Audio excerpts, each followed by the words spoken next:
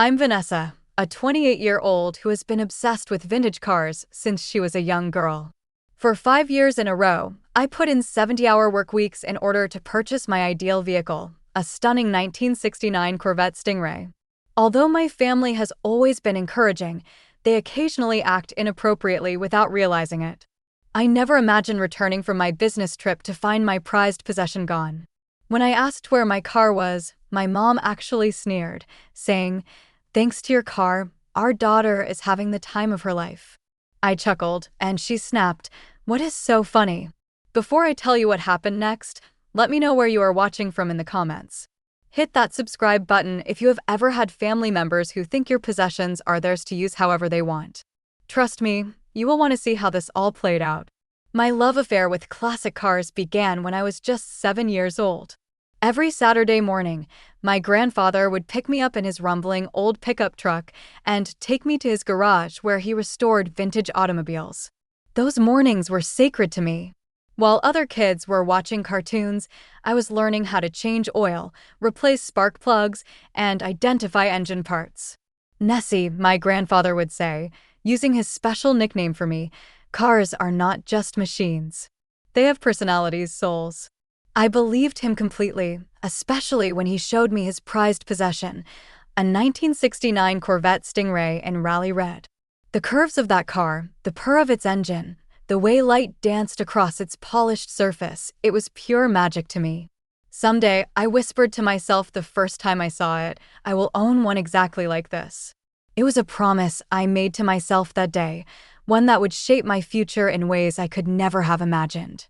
My parents, Robert and Diana, never quite understood my unfeminine interest in cars. "Why can't you be interested in ballet or painting?" my mother would sigh whenever I came home with grease under my fingernails. My father would just shake his head with a mixture of confusion and mild disappointment.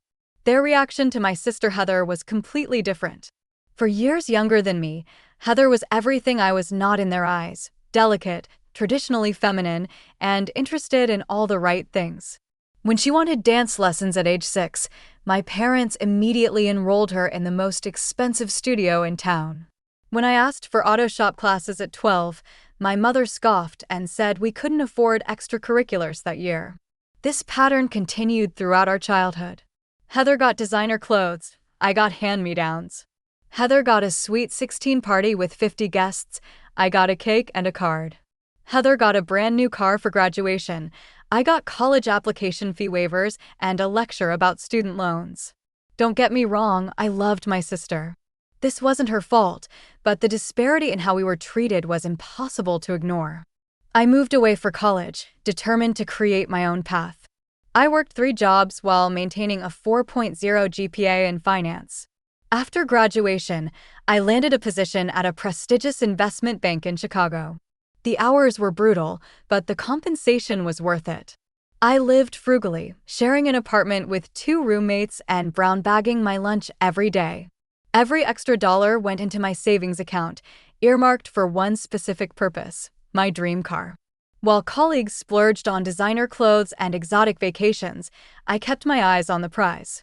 5 years of 70-plus-hour work weeks, minimal social life, and disciplined saving.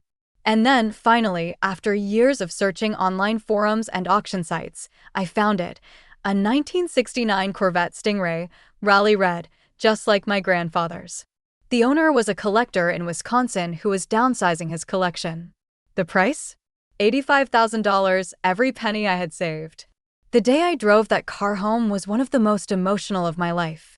My grandfather had passed away 2 years earlier, but I felt his presence beside me in the passenger seat as I cruised down the highway. "We did it, Grandpa," I whispered, tears streaming down my face. That car represented more than just a purchase to me. It was a testament to my hard work, my independence, and, most importantly, a connection to the man who had believed in me when no one else did. My boyfriend James understood this perfectly. We had met at a classic car show 6 months after I bought the Corvette. He owned a replica 1969 Stingray, a fact that had instantly given us something to talk about. Unlike my family, James got it. He understood why I would rather spend a Saturday afternoon changing my own oil than shopping at the mall. He respected the sentimental value of my car and shared my passion for preserving automotive history. For 2 years, that car was my pride and joy. I babied it, drove it only on perfect weather days, and stored it properly during Chicago's harsh winters. Never once did I imagine that the greatest threat to my beloved Corvette would come not from the elements or thieves, but from my own family. The call came on a Tuesday afternoon. My boss, Veronica, wanted me in her office immediately. As I walked the long corridor to her corner office, my mind raced through possible scenarios, most of them negative. Was I being let go? Had I made a mistake on the Henderson account?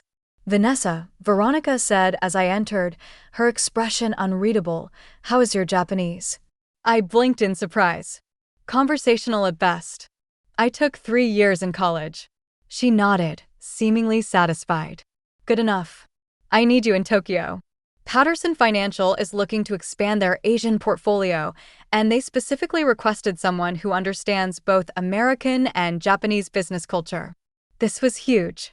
Patterson Financial was a potential client worth millions to our firm. Landing them would mean bonuses, promotions, and serious career advancement. The senior partners and I agree you're the best person for this, Veronica continued. You'll lead the presentation team in Tokyo. I was speechless. Senior colleagues with decades more experience were being passed over for me. This was the opportunity of a lifetime. It's a 3-week trip, Veronica continued. You leave Friday. My assistant will email you the details. 3 weeks away from home was longer than I had ever been gone. While I was thrilled about the opportunity, my mind immediately went to my Corvette. My neighborhood in Chicago had experienced a rash of car break-ins recently, and the thought of leaving my baby unattended for that long made me nervous. After considering various options, I decided the safest place would be at my parents' suburban home in Glenview. They had a spacious garage and a quiet neighborhood with low crime rates. Despite our complicated relationship, I trusted them to at least provide safe storage. That Thursday evening, I drove the 40 minutes to my parents' house. Dad was mowing the lawn when I pulled up, and he stopped to admire the Corvette as I parked in the driveway. Still a beauty, he said, running his hand along the hood. Your grandfather would be proud. Mom appeared at the front door, wiping her hands on a kitchen towel. Vanessa, what a surprise. Are you staying for dinner? I explained about the Tokyo trip and my request to leave the car in their garage for 3 weeks. Of course, Dad said immediately. We have plenty of room since Heather took her things to her new apartment. That's wonderful news about your trip, Mom added, though I could tell she didn't fully grasp the significance of the opportunity. But 3 weeks is such a long time. Will your boss be upset if you come home for the weekend in between? I explained that international business didn't work that way, and eventually, she seemed to understand. As Dad helped me move the Corvette into the garage, I gave him detailed instructions. It needs to be started once a week and allowed to run for 15 minutes, but please don't drive it. The insurance situation is complicated. Also, be sure to use this specific cover, I said, showing him the custom-fitted car cover I had brought. And whatever you do, don't let anyone else touch it. Vanessa, I know how to take care of a car, Dad said, slightly offended. I'll treat it like it's made of gold. I know, Dad. I just worry. This car means everything to me. That night at dinner, Heather joined us. She had recently graduated from college and was working as an administrative assistant at a marketing firm, her first real job. Throughout dinner, she talked about how stressful work was and how desperately she needed a vacation. All my friends are planning this amazing Mediterranean cruise, she sighed dramatically. But I just can't afford it on my salary. Life is so unfair. I bit my tongue, remembering how I had worked multiple jobs throughout college without complaint. Mom predictably made sympathetic noises and suggested Dad might be able to help with the cost. We'll see, Dad said noncommittally. Money is tight right now with the kitchen renovation. Before leaving, I called James to finalize our car security plan. We had discussed having him swap our cars as an extra precaution since his replica Stingray looked nearly identical to mine, but was worth significantly less. I'll come by your parents' place tomorrow and make the switch, he confirmed. I'll take good care of your baby and they'll never know the difference. You're the best, I told him. I'll call you when I land in Tokyo. The next morning, I boarded my flight, feeling confident that my car was in good hands. Little did I know that my careful planning would set in motion a chain of events that would forever change my family dynamics. During my 3 weeks in Tokyo, I called home regularly. Mom and Dad always assured me everything was fine. Though in the final days of my trip, Mom's messages became somewhat cryptic. "We have a big surprise for when you get home," she texted, which I assumed meant a welcome home dinner or something equally innocuous. The Tokyo presentation was a resounding success. The Patterson executives were impressed with our proposal, and by the end of the second week, they had signed a contract worth $12 million to our firm. At the celebratory dinner on my final night in Japan, Veronica hinted strongly about a promotion waiting for me back in Chicago. "Vice President has a nice ring to it, doesn't it?" she said with a knowing smile. I boarded my return flight feeling on top of the world. I couldn't wait to get home, take my Corvette for a long drive along Lake Michigan, and share my good news with James and my family. The 13-hour flight gave me plenty of time to daydream about my homecoming. If only I had known what was waiting for me. My plane landed at O'Hare at 2:15 p.m. on a sunny Tuesday afternoon. After clearing customs and collecting my luggage, I hailed a taxi directly to my parents' house in Glenview. I was exhausted from the long flight, but energized by the thought of seeing my beloved Corvette again. "Just another 10 minutes, I texted James, who had promised to meet me there to swap our cars back. As the taxi turned onto my parents' street, I felt a flutter of excitement. The driver pulled into the driveway, and I frowned. Something was wrong. The garage door was open, revealing my dad's sedan and Mom's SUV, but no sign of a Corvette. "Maybe they moved it," I muttered to myself as I paid the driver and wheeled my suitcase to the front door. Mom opened the door before I could knock, greeting me with a hug that I half-heartedly returned, my mind still on the missing car. "Welcome home, sweetheart. How was your flight?" "Fine," I said distractedly. "Mom, where's my car?" A strange expression flickered across her face, a mixture of defensiveness and something else I couldn't quite identify. She ushered me inside without answering. Dad was sitting in his recliner, reading a newspaper. He looked up when I entered, his smile not quite reaching his eyes. "Dad, where is my Corvette?" I asked directly, a knot forming in my stomach. He cleared his throat and glanced at Mom, who had busied herself arranging cookies on a plate as if this were a normal homecoming. "Well, honey," he began, his voice unnaturally high, "something came up while you were gone." The knot in my stomach tightened. "What does that mean? Where is my car?" Mom turned then, her chin lifted in that way it always did when she was preparing to defend an indefensible position. "Heather needed some help," she said firmly, "a once-in-a-lifetime opportunity." I stared at her, uncomprehending. "What does that have to do with my car?" "Thanks to your car, our daughter is having the time of her life," Mom said with a smile that looked more like a sneer. She pulled out her phone and showed me Heather's Instagram feed. There was my sister, posing on a cruise ship in the Mediterranean, cocktail in hand, designer sunglasses perched on her nose, without a care in the world. The pieces clicked into place with horrifying clarity. "You sold my car," I whispered, too shocked to even shout. "Now, Vanessa," Dad began in his placating tone, "try to understand. Heather was going through a really rough time at work. All her friends were going on this cruise, and she was going to be left out. It would have been devastating for her. So you sold my car," I shouted this time, my voice rising with disbelief. "You can always buy another car," Mom said dismissively. "You make good money." Heather needed this opportunity. She needed to network with the right people, make connections for her career. I felt like I was in some bizarre nightmare. My hands began to shake as the full impact hit me. That car was registered in my name. You had no legal right to sell it. My parents exchanged a glance. "Well, technically," Dad mumbled, "we told the buyer you were selling it and had authorized us to handle the transaction." My heart was pounding so hard I could feel it in my temples. The room seemed to spin slightly as I tried to process what they had done. "Do you have any idea what that car meant to me?" My voice cracked. It wasn't just transportation. It was a connection to Grandpa. It was the result of 5 years of sacrifice. "It's just a car, Vanessa," Mom said, her tone hardening. "Family is what matters. Heather is your sister. She needed this. And I don't matter. My feelings, my property, my boundaries, none of that counts. Don't be so dramatic, Mom scoffed. You've always been so materialistic, so focused on things. Heather is struggling with depression. The cruise was therapeutic for her. Depression? I echoed incredulously. Since when? She's been very stressed at work, Dad offered weakly. Her boss is demanding. I laughed, a harsh sound with no humor in it. Welcome to adult life.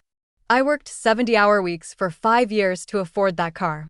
Did you ever once consider selling your possessions to make my life easier? That's different, Mom said, growing defensive. You've always been the strong one. Heather is sensitive. She needs more support. The double standard was so blatant it took my breath away. For a moment, I just stood there, trembling with rage and disbelief. Then a thought occurred to me. How much did you sell it for? I demanded. More uncomfortable glances between my parents. Finally, Dad answered, $50,000. I gasped. $50,000? That car was worth $85,000. Did you do any research at all before selling it? The buyer said that was a fair price, Dad muttered. We needed to move quickly before you came home. That statement, so naked in its betrayal, hit me like a physical blow. They had deliberately rushed the sale to present me with a fait accompli. They had known exactly what they were doing. Who did you sell it to? I asked, fighting to keep my voice steady. Some collector from Indiana, Mom said vaguely. I don't remember his name. My phone buzzed with a text. It was James, just pulled up. Where is the Stingray? And suddenly, in the midst of my anger and heartbreak, a realization dawned on me, a realization that would change everything. The text from James triggered something in my brain, a memory that had been pushed aside in the shock of discovering my parents' betrayal. I started to laugh, softly at first, then louder. The sound was strange even to my own ears, a release of tension rather than an expression of joy. My mother's face contorted with confusion and annoyance. What is so funny about your sister's happiness? She demanded. I took a deep breath, trying to collect myself. You know what's funny, Mom? You stole and sold a car that wasn't mine. Dad frowned. What are you talking about? We saw you drive it here. I held up a finger, signaling them to wait, and stepped outside to greet James, who was now standing in the driveway, looking confused. After a brief exchange, he followed me back inside, equally curious to hear my explanation. Mom, Dad, you remember James, right? I gestured to my boyfriend, who nodded curtly at my parents, his expression guarded. Of course, Mom said impatiently. Vanessa, what do you mean the car wasn't yours? I smiled, feeling a strange calm settle over me. The car you sold wasn't my 1969 Corvette Stingray. It was James's replica. The color drained from both my parents' faces as I explained the car-swapping arrangement James and I had made for security purposes. The day after I left for Tokyo, James had come by as planned and swapped his replica Stingray for my authentic one.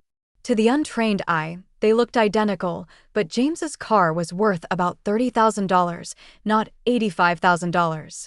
So, you see, I concluded, you didn't sell my car. My car has been safely stored in James's climate-controlled garage for the past 3 weeks. What you sold was James's car without his knowledge or consent. But, my father stammered, it looked exactly like yours. That was the point, James said, speaking for the first time. They're supposed to look the same from the outside. But mine is a replica built in 2004 to look like a '69 Stingray. Vanessa's is an authentic classic worth nearly 3 times as much. Oh my God, my mother whispered, sinking into a chair. What have we done?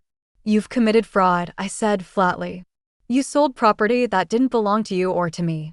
You forged documents. You lied to a buyer. We could go to jail, Dad said, his face ashen. Yes, James agreed, his voice hard. Auto theft over $20,000 is a Class 1 felony in Illinois. Add wire fraud if you received an electronic payment. Each charge carries up to 15 years. Mom began to cry, loud, dramatic sobs that once might have manipulated me into comforting her. Not today. How are we supposed to know it wasn't your car? She wailed. You tricked us. I didn't trick you, I corrected her. I trusted James to protect my property because I knew on some level that my own family couldn't be trusted. Clearly, I was right. You have to help us fix this, Dad pleaded, looking suddenly older than his 60 years. We can't go to jail. We didn't know. Ignorance is not a legal defense, James pointed out. And neither is family loyalty. You sold my car without permission. That's theft, plain and simple. My phone buzzed again, this time with a call from an unknown number. I answered it hesitantly. Is this Vanessa Miller? A male voice asked. Yes. Who is calling? This is Peter Donovan. I recently purchased a 1969 Corvette Stingray from your parents on your behalf. There seems to be a problem with the title transfer. My eyes locked with my parents, who were watching me with naked fear. In that moment, I had a choice to make. I could throw them under the bus, immediately tell this stranger the truth about their theft and fraud, or I could buy some time to figure out a solution that would deliver justice without destroying my family completely. Mr. Donovan, I said carefully, there has indeed been a misunderstanding. Could I call you back within the hour? I need to discuss some details with my parents. He agreed, and I hung up, turning back to the anxious faces watching me. That was your buyer, I informed them. He's having trouble with the title transfer. Probably because the car is registered to James, not to me. So now we have a decision to make. Please, Vanessa, Mom begged, her makeup streaked with tears. Please help us. We never meant to hurt anyone. Except me, I pointed out. You were perfectly fine hurting me. We thought you'd understand, Dad said weakly. Family helps family. Is that right? I asked, my voice laced with sarcasm.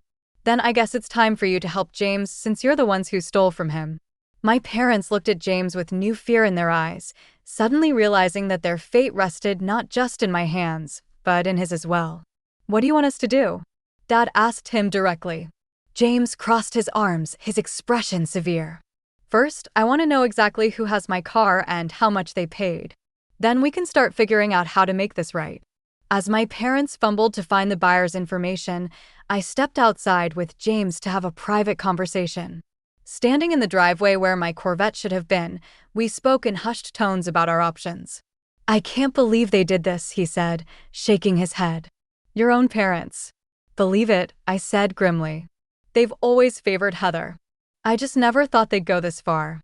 Do you want to press charges? We could. We'd win. I sighed deeply. I don't want my parents to go to jail. But I don't want them to get away with this either. They need to understand there are consequences. James nodded, taking my hand. We'll figure it out together. When we returned inside, my parents were huddled over Dad's phone, having found the buyer's contact information and purchase agreement. The reality of their situation was clearly sinking in, their faces drawn with worry.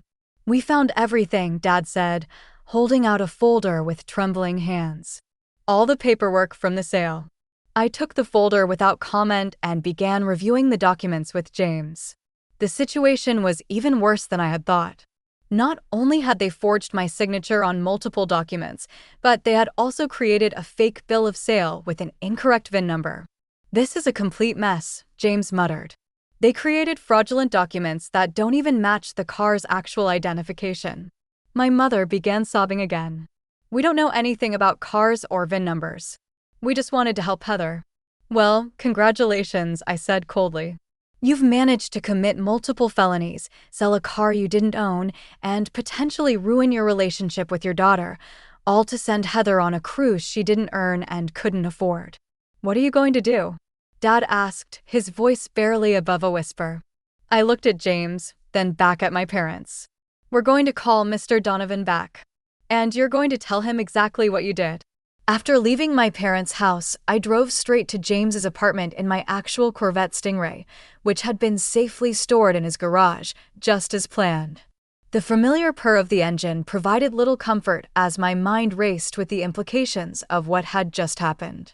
James followed in his sedan, and we agreed to meet to discuss our next steps. Sitting in James's living room, the reality of the situation began to sink in. My parents had not only betrayed my trust in the most fundamental way, but had also committed serious crimes that could result in prison time. And somewhere in the Mediterranean, my sister was living it up on a luxury cruise, blissfully unaware of the chaos she had left in her wake. "I still can't believe they did this," I said for perhaps the 10th time, pacing back and forth across James's hardwood floor. "Who sells someone else's car?" James sat on the couch, his expression a mixture of anger and concern. "People who think they're entitled to whatever they want," he answered. "Your parents clearly don't respect boundaries." That's the understatement of the century. I collapsed beside him on the couch. The worst part is they genuinely don't seem to understand why what they did was wrong. They keep talking about family and helping Heather as if that justifies theft and fraud. "What do you want to do about the buyer?" "This Donovan guy," James asked. "He's probably the innocent party in all this." I nodded. "We need to call him back. I think we should be honest about what happened, but frame it as a misunderstanding rather than outright fraud. At least until we figure out our next move." Just as we were discussing this, my phone exploded with notifications. My parents had been calling and texting nonstop since we left their house. I ignored most of the messages, but one caught my attention, a text from my mother saying, "Your Aunt Sylvia thinks you're being selfish and ungrateful." "Oh, great," I groaned, showing James the message. "They're already rallying the family against me." Sure enough, within the hour, my phone rang with a call from my mother's sister, Aunt Sylvia. Vanessa Marie, she began without preamble, using my first and middle name as she always did when she was about to lecture me. "What is this I hear about you threatening to send your parents to jail over a car after everything they've done for you?" I took a deep breath. "Aunt Sylvia, with all due respect, you don't have the full story. I know enough. Your mother is absolutely distraught. They were only trying to help your sister, and now you're talking about pressing charges. What kind of daughter does that?" "The kind whose parents stole property worth $30,000, I replied evenly. "And not even my property, but my boyfriend's. They committed multiple felonies, Aunt Sylvia. This isn't about being ungrateful." She scoffed. "Family helps family, Vanessa Marie. You've always been so independent, so unwilling to bend. Would it really have hurt you to let your sister have this one thing?" The conversation continued in this vein for several minutes, with my aunt firmly on my parents' side and seemingly unable to grasp the severity of what they had done. By the time I hung up, I was fuming. "Family helps family," I mimicked bitterly to James. Apparently, that only applies when I'm the one expected to give something up. James squeezed my hand. "Not everyone will see it that way. Have you talked to your grandfather's brother, Uncle George? You always said he was more reasonable." Uncle George had been close to my grandfather and had always had a soft spot for me. When I called him and explained the situation, his reaction was entirely different from Aunt Sylvia's. "They did what?" he exclaimed. "Sold James's car without permission? That's not just wrong, Vanessa. That's criminal. You have every right to be upset." His support meant more to me than I could express. Everyone else seems to think I should just forgive and forget because they're family. "Family doesn't mean you get to break the law," Uncle George said firmly. "Or that you get to trample all over someone's boundaries. Your grandfather would be appalled." After hanging up with Uncle George, I felt marginally better, but the emotional exhaustion of the day was catching up with me. James suggested we order takeout and try to relax for the evening, postponing any major decisions until the next day. As we sat eating Thai food straight from the containers, James looked at me thoughtfully. "Can I ask you something?" "Of course." "If they had actually sold your real Corvette, what would you have done?" I set down my fork, considering the question. Honestly, I probably would have pressed charges immediately. That car is irreplaceable to me. It's my connection to my grandfather, the result of years of hard work and sacrifice. I don't think I could have forgiven them for that. But now, it's complicated. They still committed a crime, but against you, not me. And while what they did was terrible, I don't know if I want them to go to jail. They're still my parents, despite everything." James nodded slowly. "I understand. And for what it's worth, I don't want your parents in prison either. But they do need to make this right, and they need to understand that there are serious consequences for what they did." We stayed up late into the night, discussing our options and trying to figure out the best path forward. Eventually, we decided to consult with a lawyer before making any final decisions. Sleep didn't come easily that night. I tossed and turned, my mind replaying the events of the day and wrestling with conflicting emotions. On one hand, I was furious with my parents and wanted them to face consequences for their actions. On the other hand, the thought of them in prison made me physically ill. Morning came too soon, and with it, a new crisis. My parents showed up at my apartment unannounced, looking haggard and desperate. "Vanessa, please," my mother begged when I reluctantly let them in. "You have to help us. We can't sleep. We can't eat. We're terrified." "You should have thought about the consequences before selling a car that didn't belong to you," I said, unmoved by their distress. "We know we made a terrible mistake," Dad said, his voice breaking. "We'll do anything to make it right. Anything." I looked at their anxious faces, feeling a complex mixture of anger, pity, and exhaustion. "It's not that simple. What you did wasn't just wrong, it was illegal. And it's not just up to me. The car you sold belonged to James, not to me." "We'll pay him back," Mom said quickly. "Every penny." "And where will you get $30,000? I asked skeptically. "You just told me money was tight with the kitchen renovation." They exchanged a glance. "We'll figure it out," Dad said. "Take out a home equity loan if we have to, whatever it takes." I sighed heavily. "Look, we're meeting with a lawyer friend this afternoon to discuss options. Until then, I don't have anything else to say to you." "Please, Vanessa," Mom pleaded. "At least tell us you won't press charges. We can't go to jail. We just can't." "That's not a promise I can make right now," I said firmly. "You need to leave. I'll call you after we speak with the lawyer." As I closed the door behind them, I leaned against it, suddenly exhausted despite the early hour. Whatever happened next, I knew that my relationship with my parents would never be the same again. At 2 p.m., James and I sat in the sleek downtown office of Alicia Ramirez, a lawyer friend who specialized in criminal law.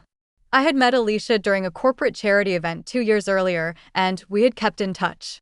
When I called her that morning, explaining our situation, she immediately offered to meet with us. "Let me make sure I understand correctly," Alicia said, reviewing the notes she had taken during our explanation. "Your parents sold James's car without permission, forged documents, including a bill of sale with your signature, provided an incorrect VIN number to the buyer, and used the proceeds to fund your sister's vacation. Is that accurate?" "Yes," I confirmed. "That sums it up." Alicia leaned back in her chair, her expression grave. "I won't sugarcoat this. What they did constitutes grand theft auto and wire fraud at minimum. Each charge carries up to 15 years in prison. Given their age and lack of prior criminal history, they might get a more lenient sentence, but prison time is certainly on the table if charges are pressed." James and I exchanged concerned looks. Despite my anger, the thought of my parents in prison was difficult to contemplate. "What are our options?" I asked. "Well, you have several," Alicia explained. "1, you could press criminal charges and let the legal system take its course. 2, you could pursue civil remedies, suing them for the value of the car plus damages. Or 3, you could try to resolve this privately outside the legal system." "What would the third option entail?" James asked. "Essentially, creating a legally binding agreement where your parents make financial restitution and any other terms you deem appropriate. It wouldn't erase the criminal liability, but without a formal complaint, it's unlikely the authorities would pursue the matter." "And what about the buyer?" I asked. "Mr. Donovan is an innocent party in this. He paid for a car that was sold to him fraudulently." Alicia nodded. "That complicates things. The cleanest solution would be to unwind the transaction, completely return his money, get the car back, but that means your parents would need to come up with $50,000 immediately." "They mentioned taking out a home equity loan," I said. "That could work, but you'd need to move quickly. The longer this situation persists, the greater the chance of Mr. Donovan discovering the fraud independently and going to the authorities himself." After discussing more details about our options, James and I left Alicia's office with a clear plan. We would attempt to resolve the situation privately, starting with contacting Mr. Donovan and being honest about what had happened. "I think we should meet him in person," James suggested as we walked to our cars. "This isn't a conversation to have over the phone." I agreed, and we called Mr. Donovan to arrange a meeting for the following day at a coffee shop halfway between Chicago and his home in Indianapolis. Next, we turned our attention to tracking down my sister. Heather had been posting daily updates from her Mediterranean cruise, flaunting her luxurious vacation while remaining completely oblivious to the chaos she had left behind.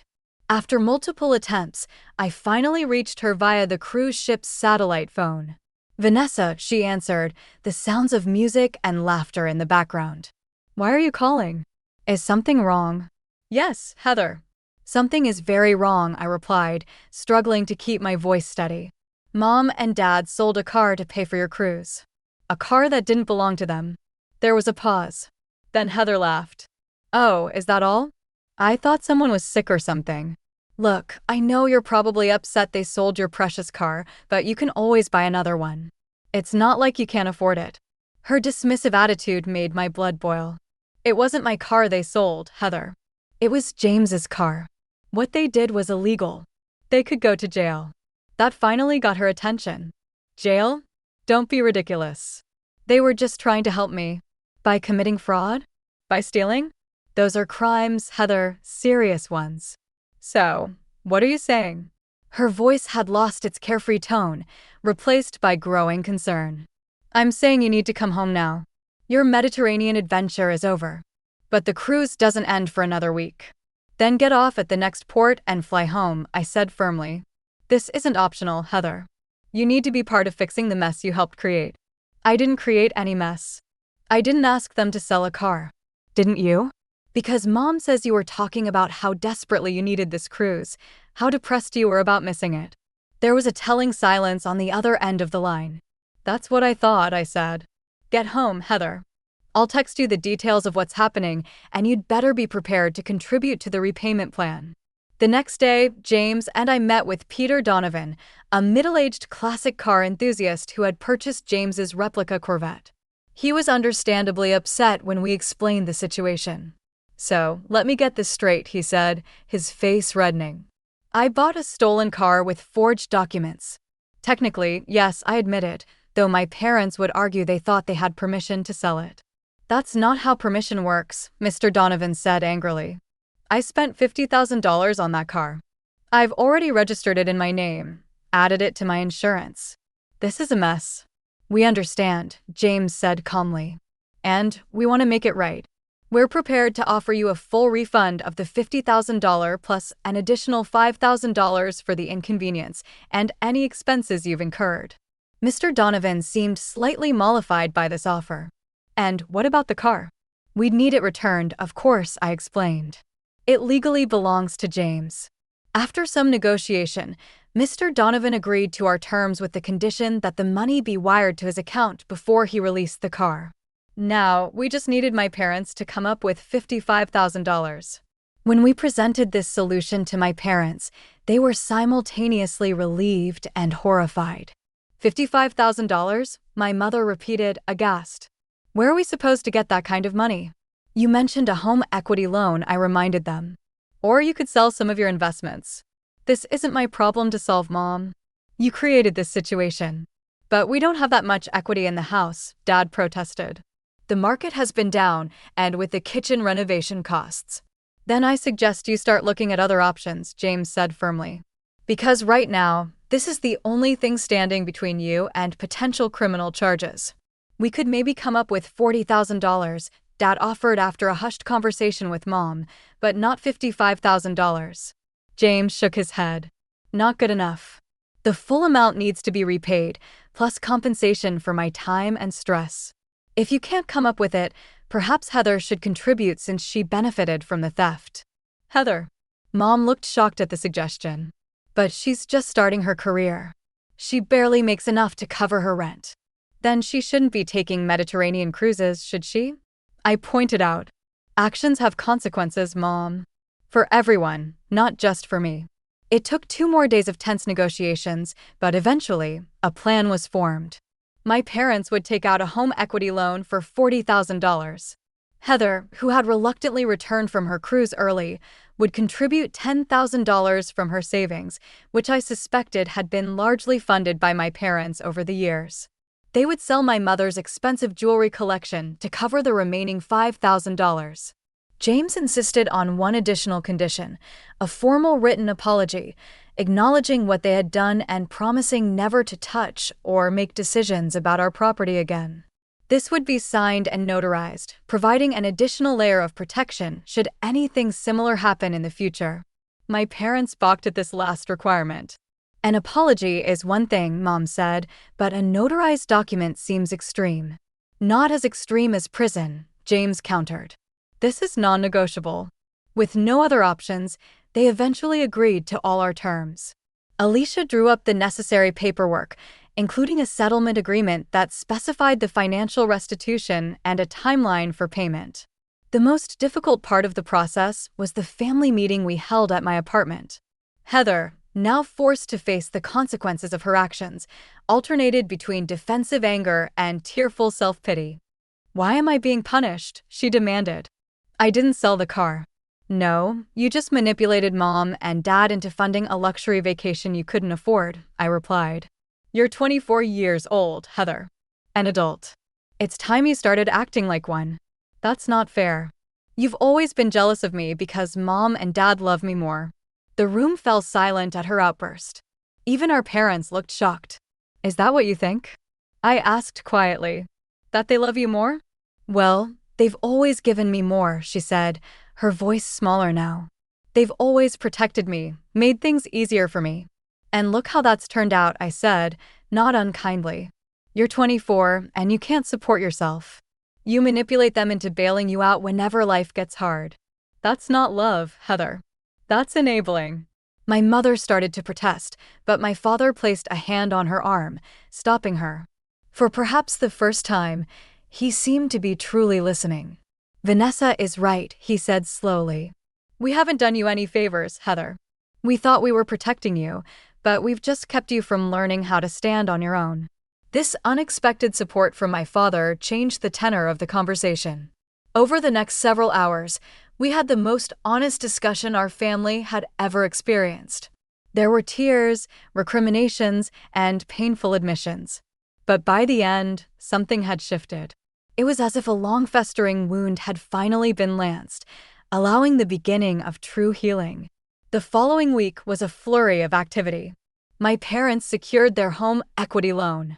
Heather reluctantly transferred her contribution from her savings account. My mother sold several pieces of jewelry through a consignment shop, and James and I coordinated with Mr. Donovan to complete the car exchange. The day my parents met with James to formally apologize was tense but necessary. My mother, who had always been proud to a fault, struggled to say the words. "We are truly sorry, James," my father finally said when it became clear Mom couldn't get the words out. "What we did was wrong, illegal, and disrespectful. We betrayed your trust and Vanessa's. We have no excuse." James accepted their apology with grace, though I knew it would take time for him to fully forgive them. The notarized document was signed. The money was transferred to Mr. Donovan, and James's car was returned, thankfully undamaged. As we drove away from the lawyer's office, James's replica Corvette following behind us, I felt a weight lifting from my shoulders.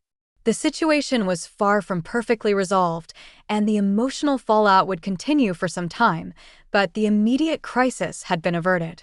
"Thank you," I said to James, reaching for his hand across the console. "For being so understanding through all of this." He squeezed my hand. "That's what partners do. We face challenges together." Looking in my rearview mirror at the familiar red Corvette now safely back in James's possession, I allowed myself to hope that perhaps some good could come from this painful experience after all. 1 month after the car crisis, I found myself sitting at my parents' dining room table for a family dinner. The atmosphere was different from our gatherings before the incident, a mixture of cautious optimism and lingering tension that reflected our new reality. Dad placed a platter of grilled chicken on the table, his hands bearing calluses from the weekend construction job he had taken to help repay the home equity loan. Mom followed with a bowl of salad, her once manicured nails now plain and trimmed short, her diamond rings noticeably absent, sold to help make restitution. Heather texted, "She's running 10 minutes late," Mom said, checking her phone. "Something about traffic from downtown." My sister had started a new job 2 weeks earlier, an entry-level position at an advertising agency that paid less than her previous job but offered better advancement opportunities. To her credit, she hadn't complained once about the early mornings or demanding workload. James sat beside me, having been invited by my parents as a gesture of reconciliation. He had been hesitant to accept, but I had encouraged him. They need to see us as a unit, I had explained, to understand that hurting you means hurting me. Conversation during dinner was initially stilted, focusing on safe topics like the weather and neighborhood news. But gradually, as we relaxed, more meaningful exchanges emerged. I spoke with Uncle George yesterday, Dad mentioned as he served himself seconds. He's thinking about selling his old pickup truck. Says he's too old to keep maintaining it. That's a shame, I replied. That truck has been in the family forever. Dad nodded, then cleared his throat. I was thinking maybe I could buy it from him. Fix it up. I know it's not a classic Corvette, but… You want to restore a truck? I asked, surprised. Well, I thought maybe, if you were interested, we could work on it together. His eyes met mine briefly before darting away, uncharacteristically shy. I know I never showed much interest in your car passion before, but I'd like to learn if you're willing to teach me. The offer touched me deeply. It wasn't just about the truck. It was Dad making an effort to connect with me on my terms, to understand something that mattered to me. I'd like that, I said sincerely. Mom watched this exchange with a small smile. Over the past month, she had been making her own efforts to change. The family therapy sessions we had been attending weekly had helped her recognize her pattern of boundary violations and favoritism. I made something for you, James, she said, rising from the table and retrieving a gift bag from the sideboard. Just a small token. James accepted the bag with polite curiosity, pulling out a framed document. It was the title to his replica Corvette, along with a handwritten note promising never to interfere with his or my property again. I had it professionally framed, Mom explained. As a reminder to myself as much as a gift to you, boundaries matter. I'm still learning that. Thank you, Diana, James said, using my mother's first name as she had recently invited him to do. I appreciate the gesture. The front door opened, and Heather hurried in, slightly breathless. Sorry I'm late. The client meeting ran long, and then traffic was a nightmare. She hung up her coat and joined us at the table, looking more mature somehow in her business attire, her previously highlighted hair now its natural brown. The most striking change, however, was in her demeanor. Gone was the entitlement that had characterized her interactions before the incident. In its place was a newfound awareness of others and her impact on them. How was your day, Vanessa? She asked after greeting everyone. Before the car incident, she rarely showed interest in my life. Good, I replied. Busy. The Peterson account is demanding, but it's coming together. That's the one in Tokyo, right? The one that got you the promotion. I nodded, surprised she had remembered that detail. Vice President of International Accounts, I confirmed. Still getting used to the title. That's really impressive, she said. And for once, there was no undercurrent of competition or resentment in her voice, just genuine pride. As dinner progressed, I found myself observing my family with new eyes. The changes were subtle but significant. Dad asking permission before serving more food onto Mom's plate. Mom catching herself before speaking for Heather. Heather offering to help with dishes without being prompted. These were small things, perhaps inconsequential to an outsider.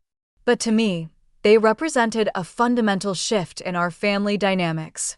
The painful experience we had endured had forced us to confront long-established patterns of behavior that had damaged our relationships. After dessert, as James and I prepared to leave, my mother pulled me aside in the hallway. I know I've said this before, she began, her voice low and serious, but I'm truly sorry, Vanessa. Not just for the car incident, but for all the times I dismissed your feelings, your passions, your boundaries. I always thought I was being a good mother by treating you and Heather differently, by pushing you to be strong and protecting her from challenges. I see now how unfair that was to both of you. I studied her face, noting the genuine remorse in her eyes. Thank you for saying that, Mom. It means a lot. Do you think you'll ever be able to fully forgive us? She asked hesitantly. I considered the question carefully. I think forgiveness is a process, not a single moment. I'm working on it, and seeing you all make real changes helps. She nodded, accepting this incomplete but honest answer. As James and I drove home in my Corvette, the familiar rumble of the engine was comforting. The car had taken on new meaning for me now. It was still my connection to my grandfather, still the symbol of my hard work and persistence, but it had also become a catalyst for necessary change in my family, a painful but ultimately healing confrontation with long-buried issues. "Penny for your thoughts," James asked, noticing my contemplative mood. "I was just thinking about how sometimes the things we value most can become tests of character," I replied. This car revealed truths about my family that were hard to face, but maybe needed to be faced. "Do you regret any of it? The way we handled things?" I shook my head. "No. It would have been easier to just let them off the hook completely, to avoid the conflict, but that would have just reinforced the same unhealthy patterns. They needed to experience real consequences, and I needed to stand firm in my boundaries." "I think you found a good balance," James said, holding them accountable without cutting them off completely. "That takes strength and support," I added, squeezing his hand. "I couldn't have done it without you." The next morning, I took the Corvette for a long drive along Lake Michigan, something I had done countless times before. But today felt different. As the wind rushed through my hair and the sun glinted off the car's polished hood, I felt a sense of peace I hadn't experienced in years. The car was still just a car, an object of metal and rubber and glass. But what it represented had evolved. Now, it symbolized not just my connection to the past, but my commitment to my own worth, my refusal to be diminished or disregarded, even by those who claim to love me. Perhaps the most valuable lesson from this entire ordeal was learning that standing up for yourself doesn't mean abandoning those you love. It means loving them enough to establish boundaries that allow for mutual respect and growth. It means finding the strength to say, "This is not acceptable," while still leaving room for reconciliation. As I pulled back into my apartment complex, I thought about the journey our family had embarked on. The therapy sessions, the difficult conversations, the small daily choices to do better, none of it was easy, but all of it was necessary. The road ahead wouldn't be perfectly smooth. Old habits die hard, and there would inevitably be setbacks and disagreements. But for perhaps the first time in my adult life, I felt hopeful about my family's future, confident that we were moving in the right direction. And that, more than any car or possession, was truly priceless. Have you ever had to stand up to family members who crossed your boundaries? How did you balance holding them accountable while maintaining the relationship? Share your experiences in the comments below, and don't forget to like and subscribe if this story resonated with you. Remember, setting boundaries isn't selfish. It's necessary for healthy relationships. Thank you for listening to my story, and I hope it helps you navigate your own family dynamics with courage and compassion.